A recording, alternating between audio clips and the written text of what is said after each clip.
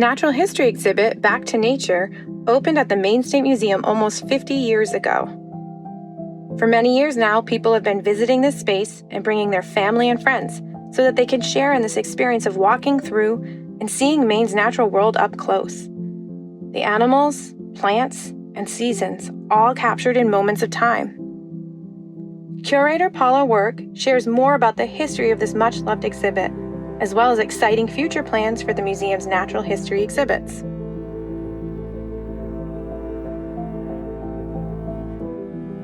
As you go through Back to Nature, you're actually going through the landscape with the context of the plants and the animals. But you get the added benefit of, it's a time-lapse film. And so as you stand there and you gaze, there's all of this activity, but it's captured in a moment. And so you can become intimate with the plants and the animals that are there, the landscapes that's there, and you can see the interplay, even if you don't fully understand it.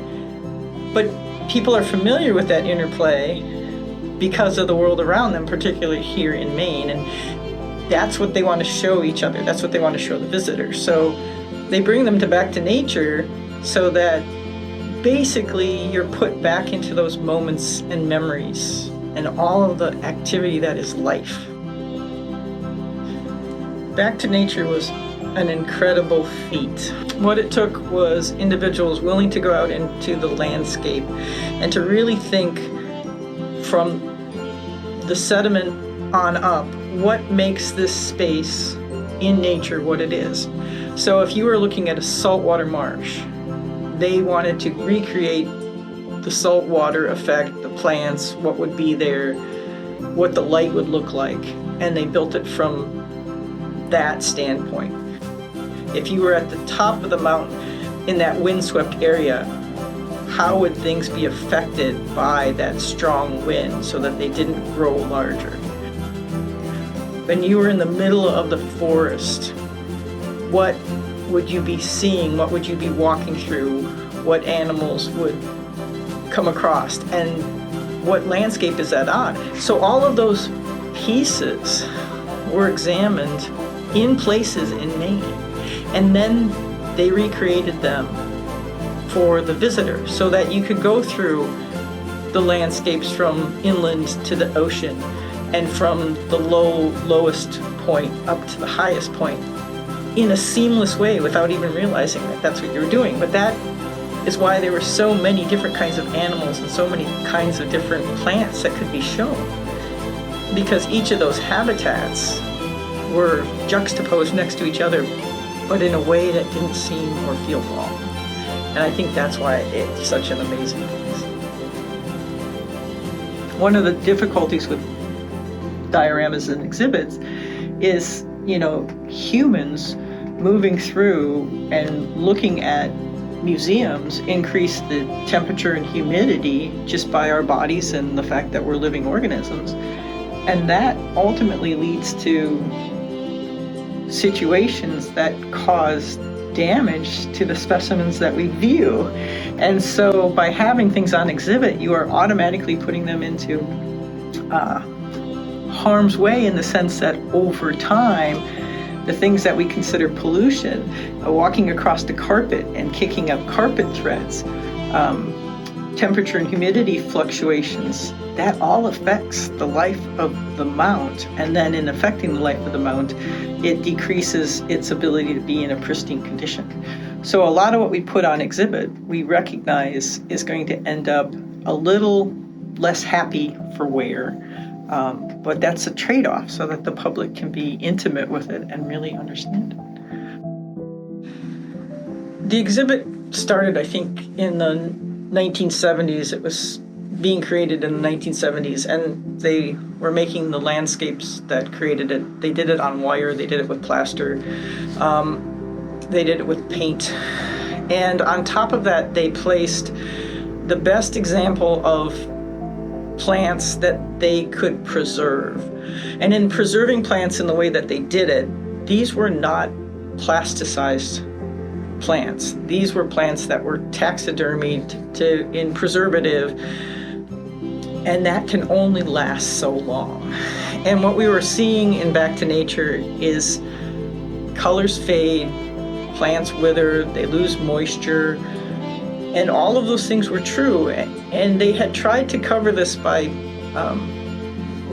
skillful painting or spray painting or through the taxidermy process, but ultimately needles had started to fall off, grass had started to fracture and just get so friable that even if you had to do any sort of maintenance, what you got close to became damaged. And that technique, that ability to do the taxidermy for the plants particularly, but also for the mammals and whatnot, because they too have dried to the point that the skin would fracture or they would get invaded by insects, even though they had been done in historical ways. But those protections were even outlasted by our exhibit. And so fur fades, color fades, and that started to make the exhibit look worn. And so to counteract that, we started to lower the light levels. Well, you can only lower the light levels so far before people have difficulty seeing.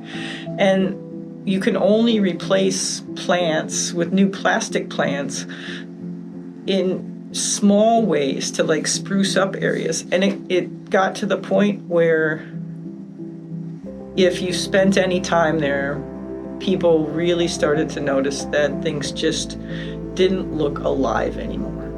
All mounts, the best way to manage them are from the base and the feet, and to not manhandle the rest of the critter, because they're designed to flex based on the wires. We knew Back to Nature was past the point that it should be held in perpetuity. It just was not feasible to try to re-spruce it up. We actually looked at the costs of doing that, and it was so astronomical in today's dollars that it just was not going to happen. And so, recognizing how beloved Back to Nature was, we put off changing it for as long as possible. But with the closure of the museum and the fact that the public wasn't going to be there to view it, we knew it was either now or never. And so we really bit the bullet and thought hard and figured this is the only time that this really makes sense. And so we know that it's going to be something that's going to feel like a loss to the public. And so when we bring things back, we hope to do something completely different so that people can really feel the change and step into the museum in a new way and find new things to love.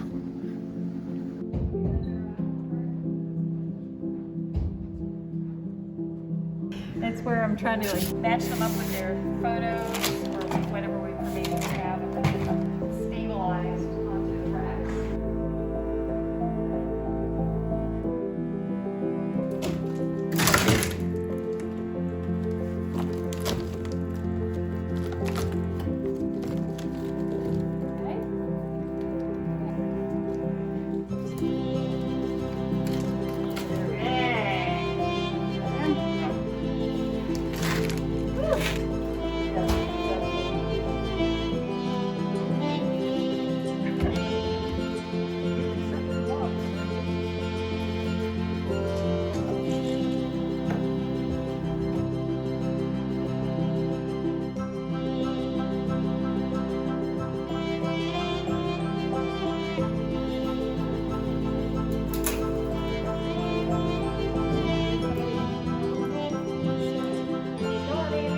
We got that little guy. So now this whole, besides 1, 2, 3, 4 pieces are still remaining, right? This one That's Maggo. is also.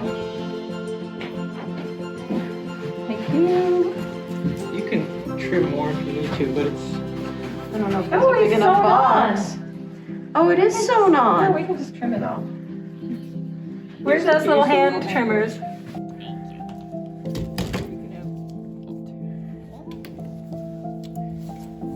Another wire embedded in fresh plaster situation. So see if I can loosen it.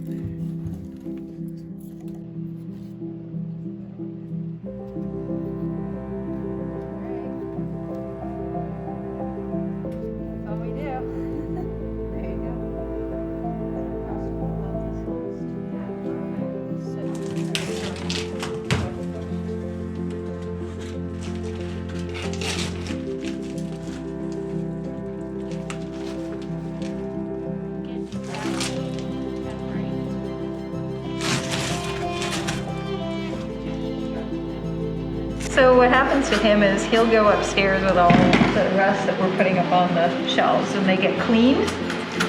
And then we take them back to storage eventually, and they go into the big deep freezer. And we freeze them just in case there's any pests on them. And then once they're frozen, cleaned and frozen, they go back into collections with the rest of their friends.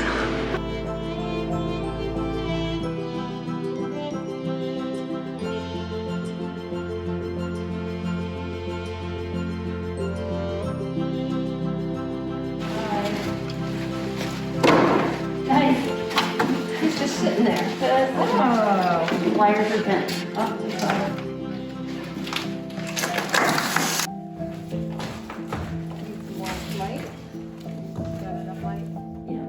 I think the light's good as long as I don't get it wrong. It doesn't make sense. So we'll just open it up and take whatever's in there out. Okay. Yeah, and if it's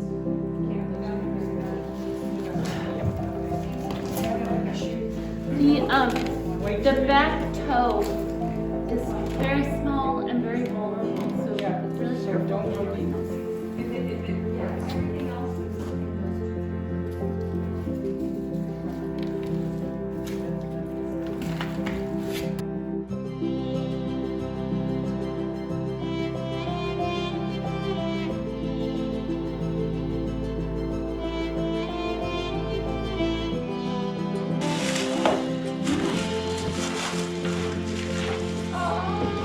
oh, another vertical mount? Well, I can Yeah, understand. but you can just poke it flat. Yeah, the robin should be on the original. He's gonna need a Little riser.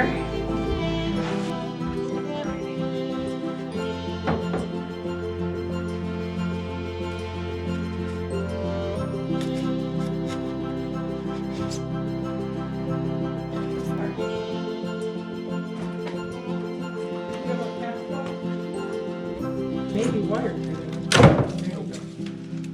Brilliant, got it.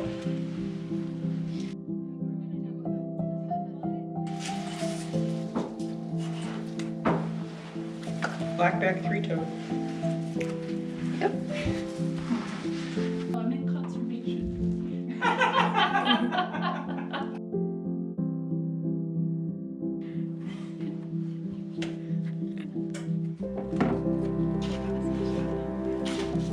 He was a delight.